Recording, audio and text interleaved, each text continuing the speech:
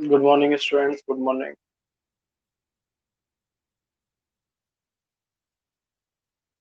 तो बच्चों, last class में हम लोग वीएससी पीआर थ्योरी जो है उसे कर रहे थे। वीएससी पीआर थ्योरी के बहुत सारे एग्जाम्पल्स हम लोगों ने देखे और हमने देखा कि किस तरीके से किस मॉलिक्यूल का स्ट्रक्चर या जो डिजाइन है वो किस तरीके से बनाई जाती है, उसकी शेप, उसकी ज्योमेट्री किस तरीके से हम लोग डिसाइड करते हैं। ये हम लोगों ने लास्ट क्लास में देखा। उसमें हमने पहले कुछ ऐसे एग्जांपल्स देखे जिसमें सिर्फ ऐसे मॉलिक्यूल्स हमने देखे जिनमें सिर्फ बॉन्ड पेयर्स आ रहे थे, लोन पेयर नहीं। फिर हमने ऐसे मॉलिक्यूल्स देखे जिनमें बॉन्ड पेयर के साथ साथ लोन पेयर जो हैं वो भी इन्वॉल्व हो रहे थे। उसी सीरीज को कंटिन्यू करें तो बच्चों दो छोटे एग्जांपल्स अपने पास लास्ट हैं, उसके पास में वो कॉन्सेप्ट जो है अपना खत्म हो जाएगा। तो आई थिंक लास्ट जो आप लोगों ने फॉर्मूला किया होगा वो आपने किया होगा AB2L3। AB2L3 आपने किया होगा, उसी में अगला डाल दीजिए। नेक्स्ट फॉर्मूला है उसमें AB5L। AB5L, number of bond pairs equal to 5 and number of lone pairs equal to 1। Total जो बॉन्ड पेयर हैं वो तो आपके 5 हैं और जो लोन पेयर है वो एक ही है। तो टोटल इलेक्ट्रॉनिक जो पेयर हैं आप देखेंगे वो हो जाएंगे 6, है ना। 5 तो बॉन्ड पेयर और एक लोन पेयर मिलाकर के हो गए कितना, 6। जब हमने पहले एग्जांपल्स किए थे तब टोटल जो 6 इलेक्ट्रॉनिक पेयर्स अगर आ रहे थे तो वहां पर जो ज्योमेट्री है वो आती थी ऑक्टाहेड्रल, या जिसे स्क्वायर बाय पिरामिडल भी लिखा जाता था। तो यहाँ इस मॉलिक्यूल की ज्योमेट्री भी ऑक्टाहेड्रल ही आएगी, जिसमें आप सेंटर में अपना सेंटर एटम बना देंगे ए। 4 जो एटम है वो आप सेम प्लेन में इस तरीके से अरेंज करेंगे कि एक स्क्वायर बन जाए, और एक आप प्लेन से ऊपर रख दीजिए। अब बस अंतर इतना आ गया पिछली बार के केस में, पिछली बार आपने नीचे भी एक एटम रखा था पर हमारे पास में यहाँ एटम ना होकर के क्या है, एक लोन पेयर। तो हम लोग नीचे जो है उस लोन पेयर को रख देंगे। तो ये तो उसका स्ट्रक्चर हो गया, ये इसकी ज्योमेट्री हो गई। अगर एंगल्स की हम लोग बात करें तो बॉन्ड एंगल चाहे आप इक्वेटोरियल बॉन्ड्स के बीच में देखें वो भी 90 डिग्री आएगा, चाहे आप एक्सियल और इक्वेटोरियल के बीच में देखें वो भी आपके पास में 90 डिग्री ही आएगा। इस मॉलिक्यूल की क्या लगता है शेप क्या आएगी? 4 तो एक ही प्लेन में है जो स्क्वायर बना रहे हैं, और एक एटम जो है वो प्लेन से ऊपर है।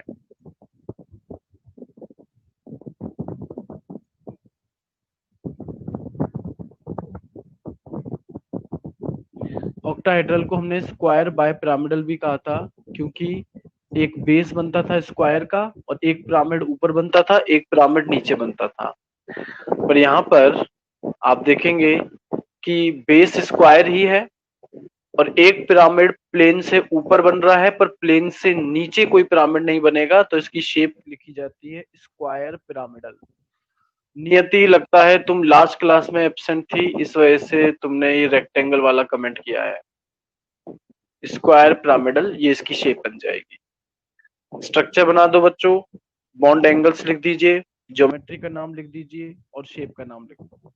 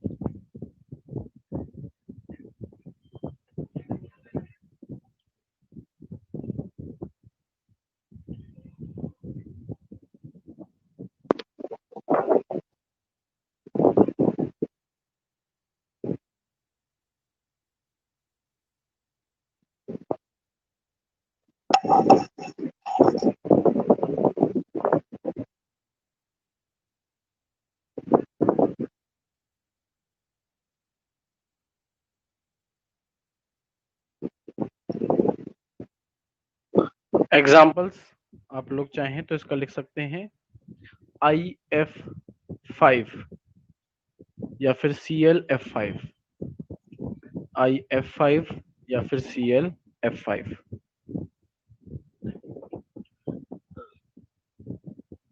नेक्स्ट अगला जो फॉर्मूला है हमारे पास, लास्ट फॉर्मूला, वो है AB4L2, AB4L2।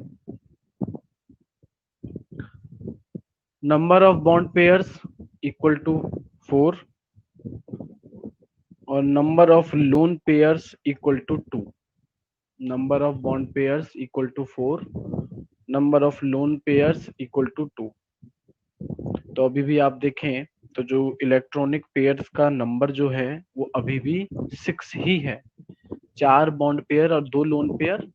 तो इसका मतलब जो आप इसकी ज्योमेट्री या जो स्ट्रक्चर बनाएंगे वो ऑक्टाहेड्रल या स्क्वायर बाय पिरामिडल फॉर्म में ही होगा। बस अब यहाँ अंतर ये आएगा कि आपने 4 एटम्स तो सेम प्लेन में स्क्वायर के फॉर्म में अरेंज कर दिए। अब प्लेन से ऊपर जहां पहले एटम आता था वहां आपको रखना है एक लोन पेयर और दूसरा लोन पेयर जो है वो आपको प्लेन के नीचे रखना है। बॉन्ड एंगल सारी यहाँ 90 डिग्री की आएंगी। ज्योमेट्री जैसा आपको पता ही है ऑक्टाहेड्रल। शेप क्या आएगी?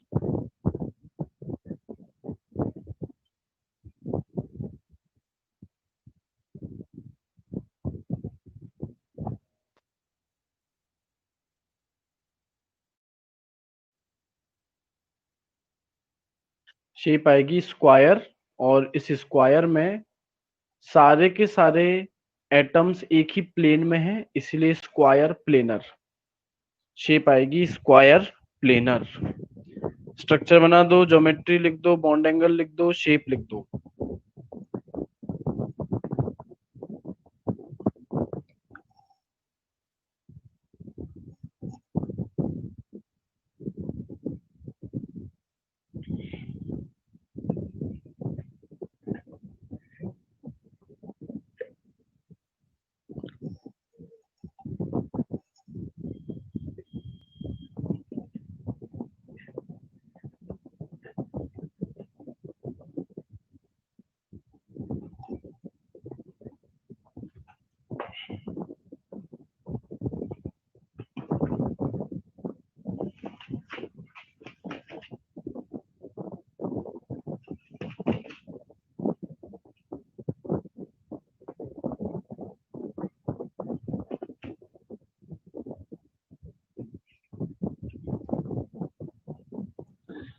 एग्जाम्पल डाल दीजिए। XeF4, XeF4, XeF4।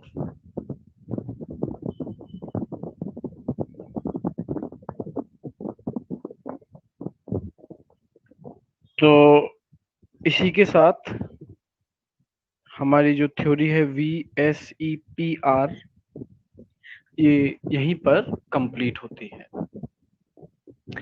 तो इस चैप्टर में जो हमें 3 थ्योरीज करनी थी किसी भी मॉलिक्यूल के स्ट्रक्चर को, डिजाइन को समझने के लिए, उनमें से हम लोग पहली थ्योरी कर चुके हैं।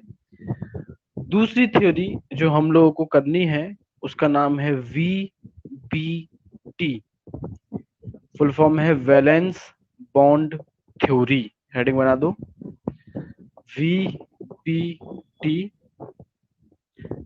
जिसकी फुल फॉर्म है valence bond theory, valence bond theory, valence bond theory. हाँ जी, first point, this theory was given by, this theory was given by Hitler, Heitler, Heitler, Hitler, and London, London, Hitler and London in 1927. In 1927. Full stop. This theory was later. This theory was later developed by L. Pauling, L. Pauling, Pauling, and J. C. Slater, Slater, and J. C. Slater, J. C. Slater, Slater, in 1931. In 1931.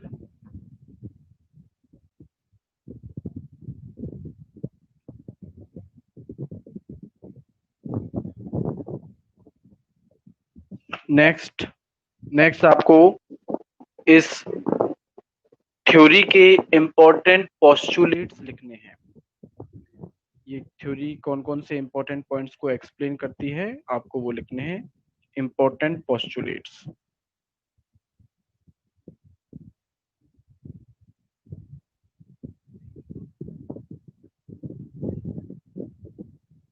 पहला postulate, पहला point, atoms do not lose their identity. Atoms do not lose their identity in new molecules. In new molecules. Atom आपस में मिलकर के molecule बना रहे हैं, पर इस दौरान एटम अपनी पहचान को नहीं खोता। Second point,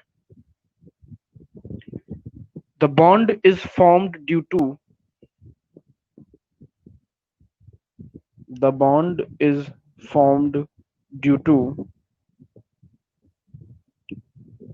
interaction of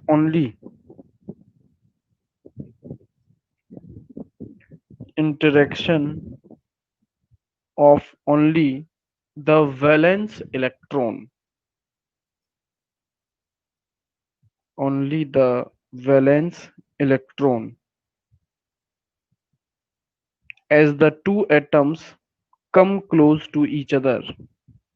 As the two atoms come close to each other. तो ये थ्योरी कहती है कि जो बॉन्ड है वो सिर्फ और सिर्फ वैलेंस इलेक्ट्रॉन्स के बीच में ही बन सकता है, मतलब ऐसे इलेक्ट्रॉन्स जो कि आउटर मोस्ट शेल में प्रेजेंट हो, सिर्फ उनके बीच में बनेगा, बाकी और इलेक्ट्रॉन्स के बीच में कोई बॉन्ड नहीं बनेगा। नेक्स्ट, अगला postulate, the inner electrons of bonded atoms. The inner electrons of bonded atoms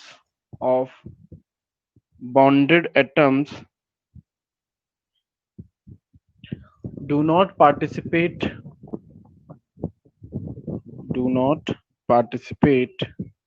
in bond formation.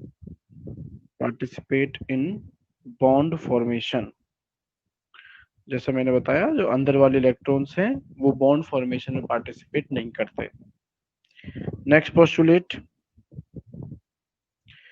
a covalent bond is formed by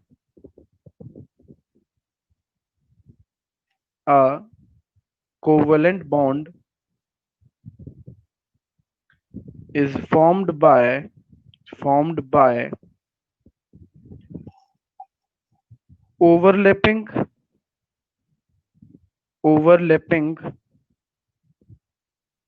of atomic orbitals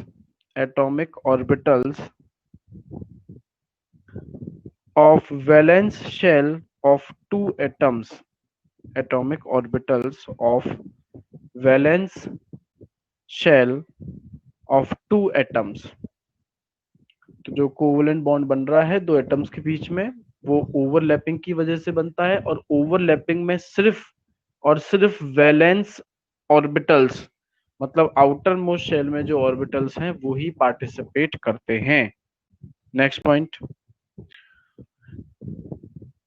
only half filled atomic orbitals, only half filled atomic orbitals. हाँ भाई, half filled atomic orbitals का मतलब orbital में कितने electron हो। किसी orbital को half filled कब कहोगे, जब उसमें कितने इलेक्ट्रॉन हो एक ऑर्बिटल में।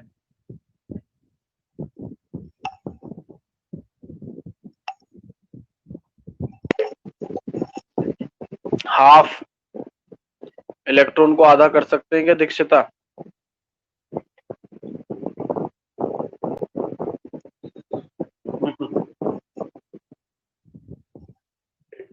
एक ऑर्बिटल में आप कितने इलेक्ट्रॉन भर सकते हैं मैक्सिमम। सिंगल ऑर्बिटल में कितने इलेक्ट्रॉन्स मैक्सिमम आप भर सकते हैं, सेकंड चैप्टर का क्वेश्चन है। तो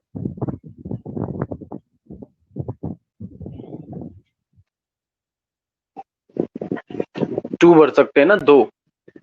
तो जब 2 इलेक्ट्रॉन एक ऑर्बिटल में भरे होंगे तो हाफ फिल्ड हो गया, वो फुल्ली फिल्ड हो गया, है ना। जब 2 इलेक्ट्रॉन एक ऑर्बिटल में भरे तो फुल्ली फिल्ड हो गया। तो हाफ फिल्ड का मतलब क्या हुआ।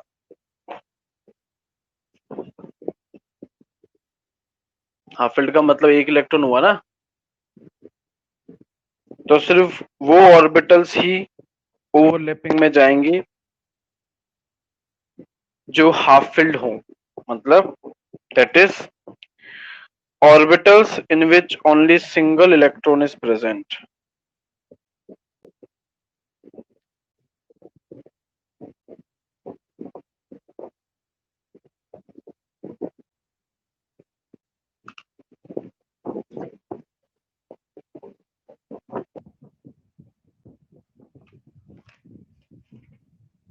That is orbitals in which only single electron is present. Single electron is present. Next postulate. Next postulate में लिखिएगा, the valence atomic orbitals, valence atomic orbitals of different shapes and energies, of different shapes and energies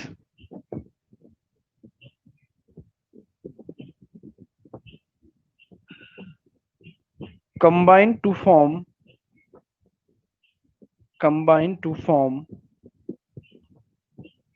new set of orbitals, combine to form new set of orbitals called hybrid orbitals, called hybrid orbitals, and the process is called hybridization, and the process is called hybridization.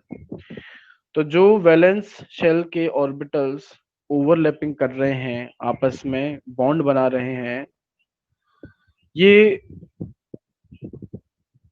Atomic orbitals आपस में मिलकर के नए orbitals बनाते हैं, जिन orbitals को कहा जाता है हाइब्रिड ऑर्बिटल्स। वो एटम्स जिनकी एनर्जी अलग अलग हो, डिफरेंट हो, वो आपस में नए हाइब्रिड ऑर्बिटल्स बना सकते हैं। जितने एटॉमिक ऑर्बिटल होंगे उतने ही नए हाइब्रिड ऑर्बिटल्स भी बनेंगे। देखिएगा, the number of atomic orbitals and hybrid orbitals are equal.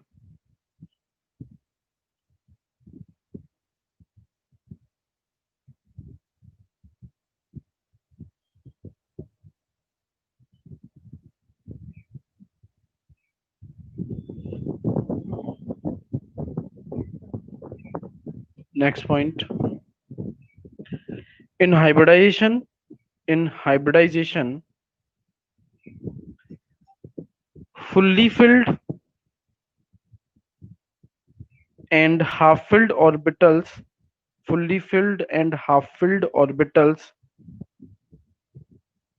participates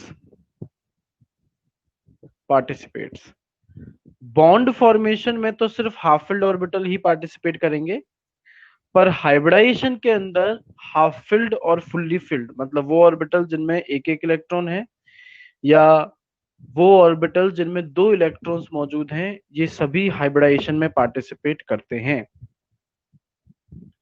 next point,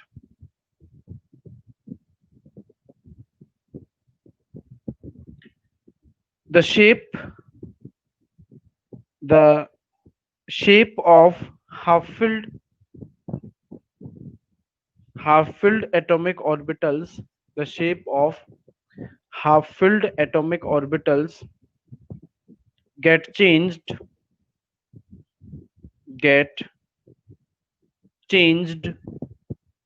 during hybridization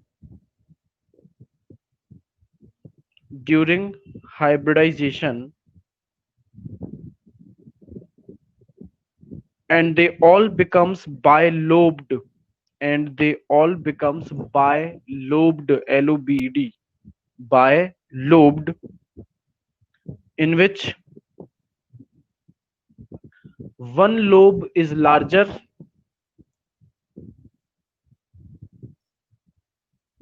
and other is smaller due to shifting of electron cloud, shifting of electron cloud। तो जो ऐसे valence shell के atomic orbital जो आधे भरे हुए हैं, मतलब कि एक एक इलेक्ट्रॉन जिनमें मौजूद है, जो हाइब्रिडाइजेशन में पार्टिसिपेट करेंगे, उनकी शेप जो है वो चेंज हो जाएगी, और जो शेप है वो हो जाएगी बायलोब्ड। दो लोब होंगे, दो स्फेयर्स उसमें होंगे, एक लोब छोटा होगा और एक लोब बड़ा, क्योंकि यहाँ पर जो इलेक्ट्रॉन, अनपेयर्ड इलेक्ट्रॉन है, वो शेयरिंग के लिए एक तरफ शिफ्ट हो जाएगा, जिसकी वजह से एक लोब छोटा हो जाएगा और एक लोब हो जाएगा बड़ा। तो जैसे आपको बोर्ड पर स्ट्रक्चर दिख रहा होगा, एक मैंने ऑर्बिटल लिया है स्फेरिकल ऑर्बिटल। कौन सा ऑर्बिटल होता है, कौन से ऑर्बिटल की शेप स्फेरिकल होती है?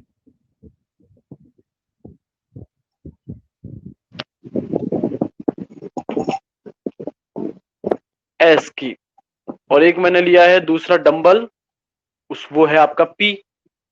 दोनों की शेप अलग अलग है, पर हाइब्रिडाइजेशन के बाद दोनों एक जैसे दिखने लगेंगे, चाहे स्फेरिकल एस ऑर्बिटल हो या डंबल पी ऑर्बिटल हो, बाद में दोनों एक जैसे दिखाई देंगे। कैसे? दो लोब आपको नजर आ रहे होंगे, एक छोटा होगा और एक बड़ा होगा। ये स्ट्रक्चर बना दो।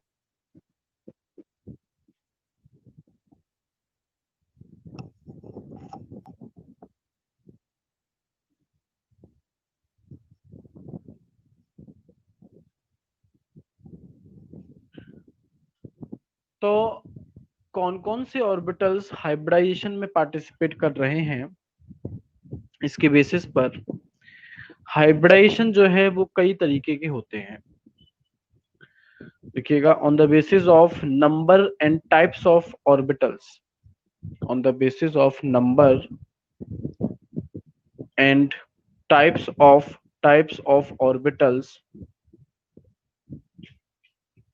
undergoing in hybridization,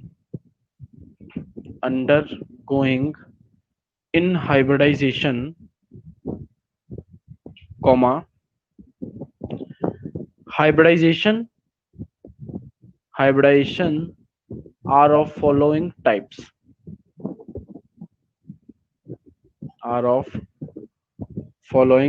types,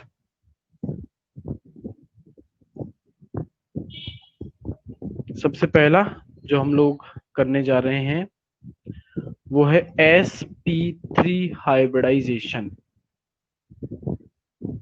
सबसे पहला है sp3 हाइब्रिडाइजेशन। जब हाइब्रिडाइजेशन में एक तो s ऑर्बिटल और p के तीनों ऑर्बिटल्स पार्टिसिपेट करें तब उसे हम लोग बोलते हैं sp3 हाइब्रिडाइजेशन। देखिएगा, a hybridization in which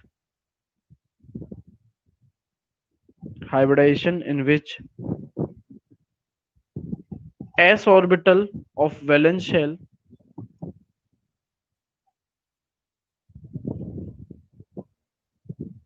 and 3 THREE, ऐसे ही लिखना, नंबर मत लिखना, and 3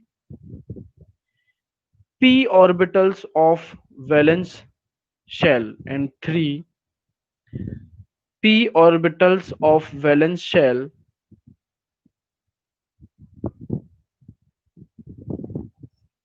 participates in hybridization,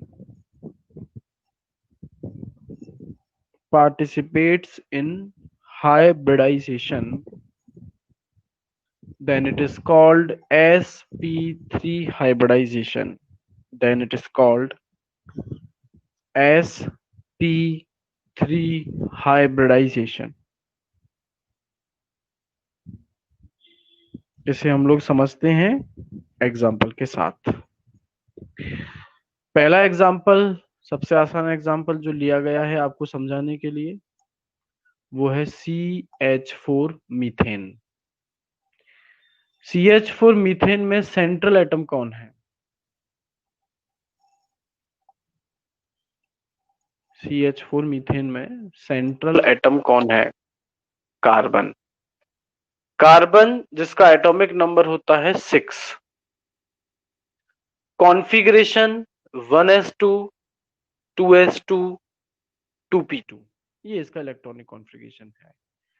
क्या लगता है इनमें से कौन से ऑर्बिटल्स वैलेंस शेल में प्रेजेंट हैं? 1s 2s और 2p में से वो कौन से ऑर्बिटल या ऑर्बिटल्स हैं जो कि वैलेंस शेल में मौजूद हैं?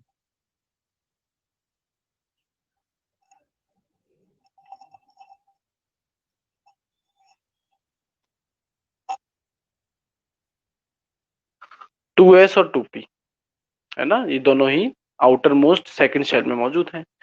तो वीबीटी यही कह रही है कि भाई इन तीनों में से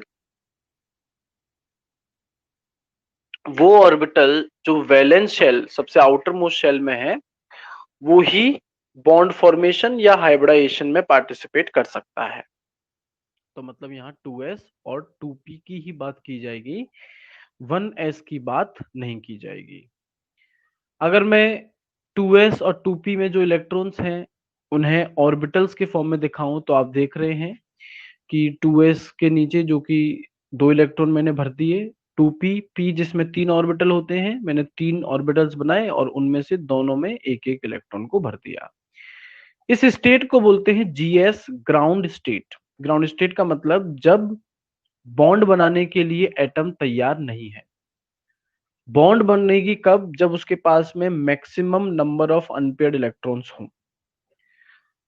तो अगर 1s2 इसमें जो 2 इलेक्ट्रॉन्स हैं उनमें से एक इलेक्ट्रॉन जो कि 1s2 में पेयर्ड है इलेक्ट्रॉन, एक इलेक्ट्रॉन जंप करके आगे 2p के खाली वाले ऑर्बिटल में चला जाए, जैसा कि आप देख रहे हैं ऊपर, एक इलेक्ट्रॉन जंप करके 2p के खाली वाले ऑर्बिटल में चला गया, तो अब जो स्टेट तैयार होती है उसे कहते हैं एक्साइटेड स्टेट, ES, जिसमें एटम जो है वो बॉन्ड बनाने के लिए तैयार है। तो इस ES में आप देखेंगे कि 2s में अब एक ही इलेक्ट्रॉन है और जो 2p है उसके तीनों ऑर्बिटल्स में एक एक इलेक्ट्रॉन है। तो इस कार्बन के पास कितने अनपेयर्ड इलेक्ट्रॉन हो गए बॉन्ड बनाने के लिए? बताइए। कार्बन के पास कितने इलेक्ट्रॉन्स अब हो गए हैं अनपेयर्ड जो कि बॉन्ड बनाने के लिए तैयार हैं? 4। भाई हम चाहते हैं ना, हर कोई चाहता है कि उसके सारे ऑर्बिटल्स भर जाए पूरी तरीके से। तो यहां पर 4 अनपेयर्ड इलेक्ट्रॉन्स कार्बन के अंदर दिखाई दे रहे हैं, जो कि क्या करना चाहते हैं, अपनी पेयरिंग। पेयरिंग के लिए इन्हें किसी दूसरे एटम के साथ में शेयरिंग करनी पड़ेगी इलेक्ट्रॉन्स की, मतलब ओवरलैपिंग करनी पड़ेगी, मतलब हाइब्रिडाइजेशन करना पड़ेगा। तो क्या CH4 में कार्बन के पास 4 एटम्स हैं जिनसे ये चारों अनपेयर्ड इलेक्ट्रॉन बॉन्ड बना सकें? क्या CH4 में कार्बन के पास 4 ऐसे एटम्स हैं जिनसे ये चारों अनपेयर्ड इलेक्ट्रॉन बॉन्ड बना सकें, ओवरलैप कर सके, मतलब पेयरिंग कर सकें? हाँ, है ना, 4 हाइड्रोजन है। तो इसका मतलब ये चारों के चारों जो चारों अनपेयर्ड इलेक्ट्रॉन्स हैं, ये चारों के चारों ओवरलैपिंग में पार्टिसिपेट करेंगे, हाइब्रिडाइजेशन में पार्टिसिपेट करेंगे। तो जैसा आपने देखा कि S का तो एक ही ऑर्बिटल है और P के तीनों ऑर्बिटल्स हैं, तो हाइब्रिडाइजेशन आया sp3। VSEPR ने CH4 की जो ज्योमेट्री बताई है वो है टेट्राहेड्रल। तो आप इन ऑर्बिटल्स को, जो हाइब्रिड ऑर्बिटल्स हैं, इन्हें टेट्राहेड्रल मैनर में आप अरेंज करेंगे। तो आप जैसे देख सकते हैं, मैंने 4 हाइब्रिड ऑर्बिटल्स बनाए हैं। ध्यान रहे, ये चारों के चारों बायलोब्ड हैं। एक बड़ा लोब जो आपको क्लियर दिखाई दे रहा होगा, उसके अपोजिट में एक छोटा लोब रखा गया है। तो ये चारों के चारों मैंने टेट्राहेड्रल मैनर में लगाए। अब इन कार्बन के 4 इलेक्ट्रॉन से जो ओवरलैपिंग करने आ रहा है वो है हाइड्रोजन। हाइड्रोजन किस ब्लॉक से बिलोंग करता है? हाइड्रोजन किस ब्लॉक का एलिमेंट है? एस ब्लॉक का। एस ब्लॉक का मतलब ये है कि हाइड्रोजन का जो लास्ट आउटर मोस्ट शेल का जो इलेक्ट्रॉन है वो एस सबशेल में मौजूद है। तो एस सबशेल में मौजूद है, इसका मतलब यहां ये हुआ कि हाइड्रोजन का एस ऑर्बिटल जो है वो जाएगा बॉन्ड फॉर्मेशन में।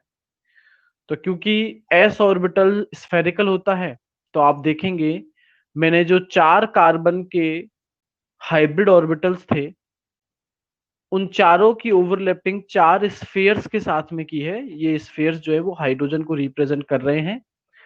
और क्योंकि यहाँ पर जो बॉन्ड है वो हेड टू हेड बन रहा है, पैरेलल बॉन्ड नहीं है, तो इस टाइप की बॉन्ड को हमने क्या नाम दिया था? जो हेड टू हेड ओवरलैपिंग की वजह से बॉन्ड बनता है उसे क्या नाम दिया था हमने? Sigma bond. तो मतलब यहाँ ये चारों की चारों बॉन्ड जो है वो कैसी हैं? सिग्मा। और ये ओवरलैपिंग sp है, pp है, कि फिर ss ओवरलैपिंग का एग्जांपल है?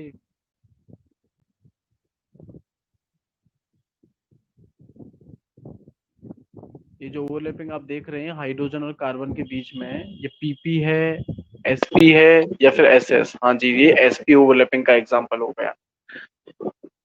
और इस तरीके से आपके CH4 का एक हाइब्रिड डायग्राम आपके सामने जो है वो तैयार हो जाएगा। इसे बोलते हैं हाइब्रिड डायग्राम। आपको कहा जाए एग्जाम में कि भाई CH4 का हाइब्रिड डायग्राम बनाओ, तो जैसे मैंने पूरा बनाया है एक्सप्लेन करके कि हाइब्रिडाइजेशन क्या आया, तब जाकर के हाइब्रिड डायग्राम ऐसा बनेगा इसका। ठीक है, तो चलिए आप लोग काम पे लग जाइए। सारा पूरा का पूरा ये sp3 में पहला एग्जांपल जो हमने CH4 मीथेन का लिया है उसे आप लोग बनाइए।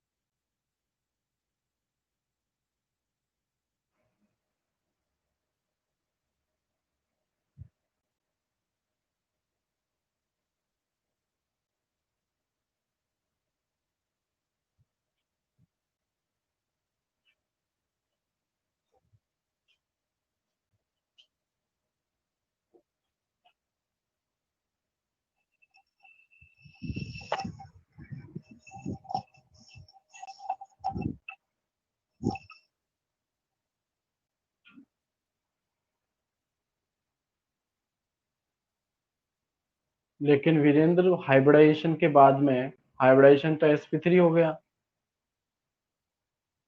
जब s और s का आएगा तब वो ss का बन जाएगा, जब s और p का आएगा तब वो sp का रह जाएगा।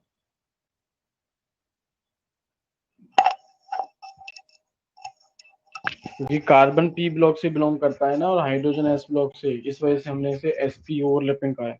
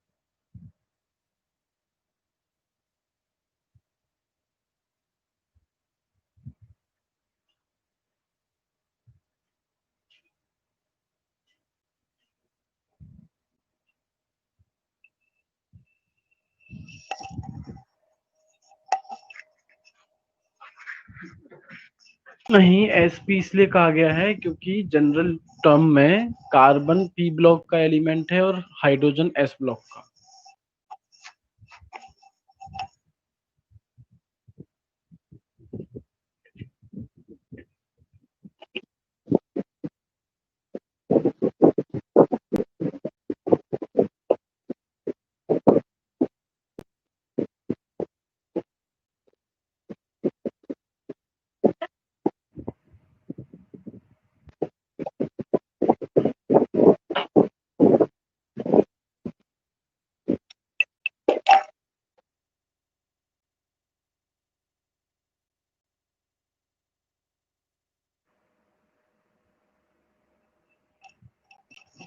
दीक्षिता, वीरेंद्र भी तो वही पूछ रहा है चीज को, पर इसको sp ओवरलैपिंग इसलिए कहा गया है क्योंकि कार्बन जो है वो p ब्लॉक का एलिमेंट है, हाइड्रोजन जो है वो s ब्लॉक का एलिमेंट है।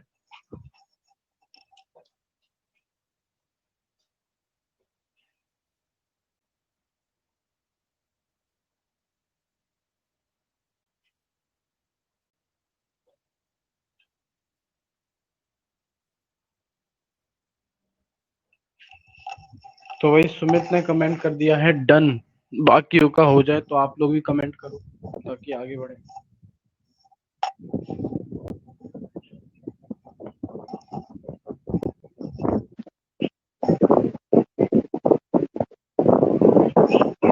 ठीक है, sp3 को समझने के लिए दूसरा एग्जांपल हमारे पास में है अमोनिया NH3। NH3 में सेंट्रल एटम कौन होगा?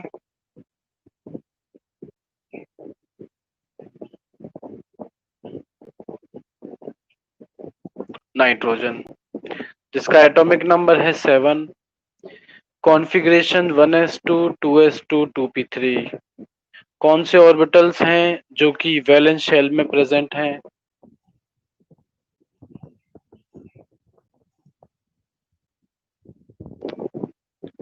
2s और 2p। तो इसका मतलब सिर्फ ये दोनों ही हाइब्रिडाइजेशन में पार्टिसिपेट कर सकते हैं, 1s नहीं कर सकता। तो इनकी अगर मैंने ग्राउंड स्टेट बनाऊं तो 2s में मैंने 2 इलेक्ट्रॉन भर दिए और 2p में मैंने 3 इलेक्ट्रॉन भर दिए। अब अगर इसे बॉन्ड बनाने के लिए तैयार करना है तो इलेक्ट्रॉन को एक्साइट करना पड़ेगा, मतलब वो इलेक्ट्रॉन जो लोअर ऑर्बिटल में है, लोअर एनर्जी ऑर्बिटल में है, उसे जंप करा के हायर एनर्जी ऑर्बिटल में ले जाना पड़ेगा। अब 2p के बाद में 2d नहीं है, क्योंकि d सबशेल सबसे पहले आता है 3d।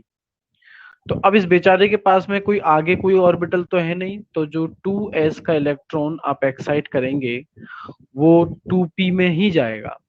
तो 2p के 3 ऑर्बिटल हैं, तीनों में एक एक इलेक्ट्रॉन भरा हुआ है। 2s से आया हुआ एक इलेक्ट्रॉन 2p के पहले वाले ऑर्बिटल में एंटर कर जाएगा। तो अब यहां पर तुम देखोगे इसकी एक्साइटेड स्टेट में total number of unpaired electrons जो आपको नजर आ रहे होंगे, वो अनपेयर्ड इलेक्ट्रॉन्स की संख्या है 3, और एक जो है वो है लोन पेयर। जैसा आपको हाइब्रिडाइजेशन में लिखाया गया है कि वो जो पूरी तरीके से भरे हुए हैं मतलब लोन पेयर, और वो जो हाफ फिल्ड हैं, ये सभी के सभी हाइब्रिडाइजेशन में पार्टिसिपेट करते हैं, क्योंकि हाइब्रिडाइजेशन के बाद हर एक ऑर्बिटल में 2 इलेक्ट्रॉन्स हो जाएंगे। और यहाँ अगर पहले से ही कोई लोन पेयर मौजूद है, मतलब वो ऑलरेडी पेयर्ड हो चुका है, हाइब्रिडाइजेशन का मोटिव ही पेयरिंग करना है, तो यहाँ पेयरिंग हो गई है। और बाकी लोग जो हैं, बाकी जो ऑर्बिटल्स हैं, वो ओवरलैपिंग के बाद में पेयरिंग कर लेंगे। तो वीबीटी कहती है कि आप लोन पेयर को भी हाइब्रिडाइजेशन में इन्वॉल्व करेंगे हाफ फिल्ड के साथ में। तो ये जो एक लोन पेयर जो आपको 2p में नजर आ रहा है, ये तो हाइब्रिडाइजेशन का हिस्सा पहले ही हो गया। और जो 3 अनपेयर्ड इलेक्ट्रॉन्स आपको नजर आ रहे हैं, क्या NH3 में नाइट्रोजन के पास 3 एटम है जो कि इन 3 अनपेयर्ड इलेक्ट्रॉन्स के साथ पेयरिंग कर सकें? हाँ जी, तो हमारे पास 3 हाइड्रोजन के एटम्स हैं।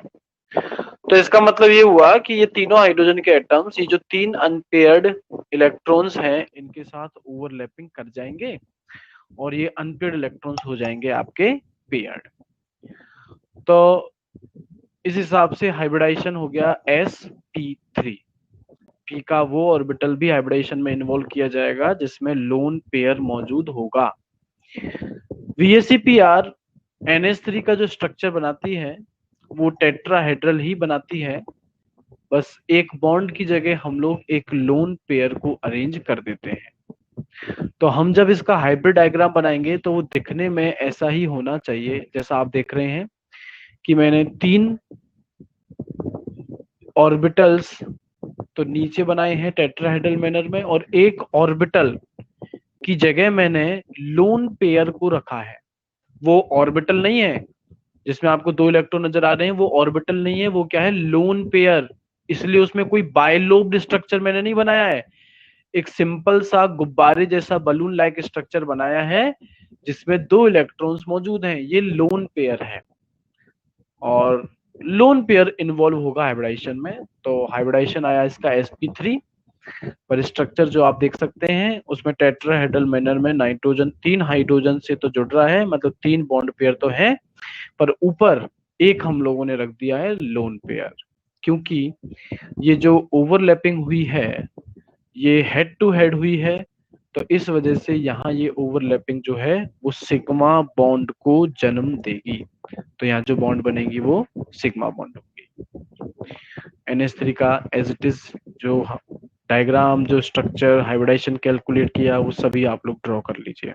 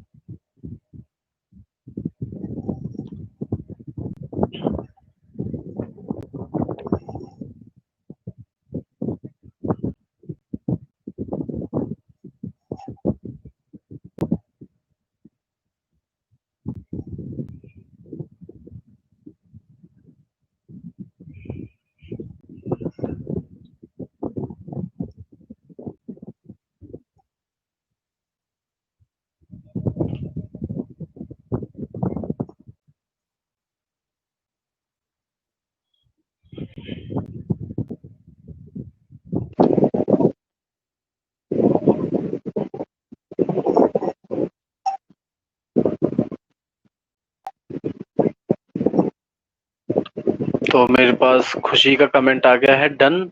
बाकी लोग भी बना लें तो कमेंट कर दीजिए।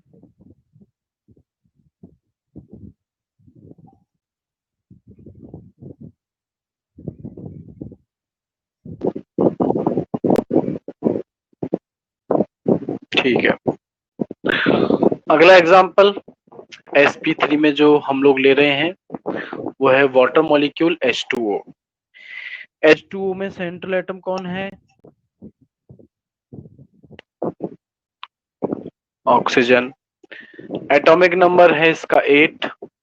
Configuration 1s2, 2s2, 2p4। मेरा सेम क्वेश्चन, यहाँ वो कौन से दो ऑर्बिटल हैं जो कि हाइब्रिडाइजेशन में पार्टिसिपेट करेंगे?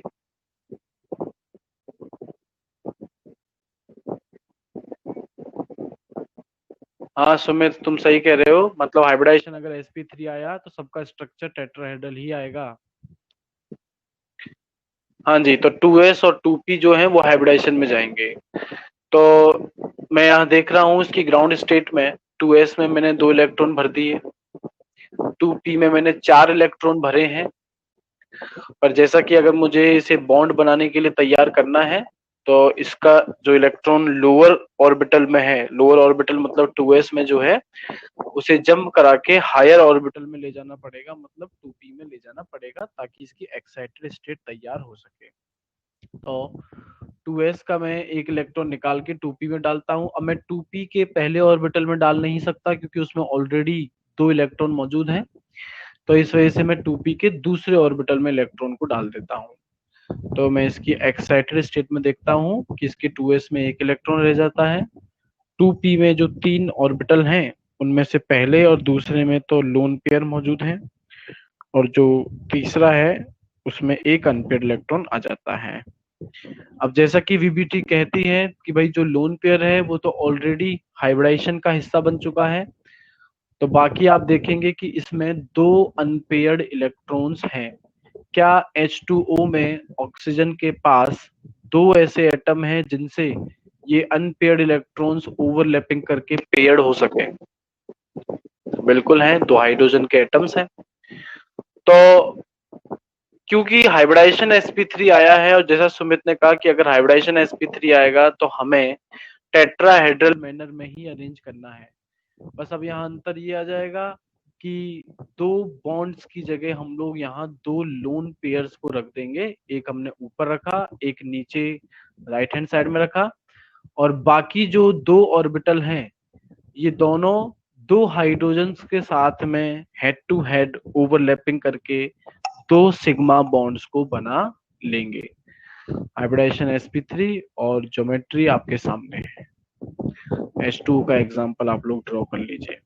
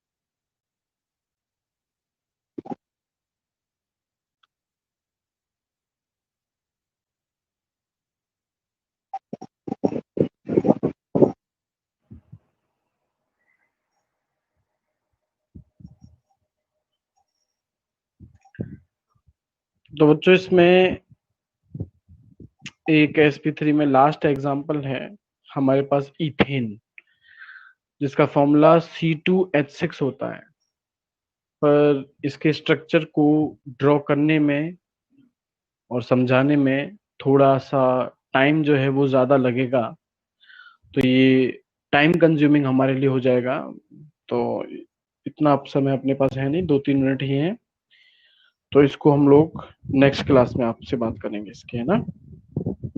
जब तक आप लोग जो पढ़ाया है उसको रिवाइज कीजिए, कोशिश कीजिए कि शायद इथेन जो है उसका स्ट्रक्चर आप बना सकें, समझ सकें। चलिए नेक्स्ट क्लास में फिर मैं आपसे बात करूंगा।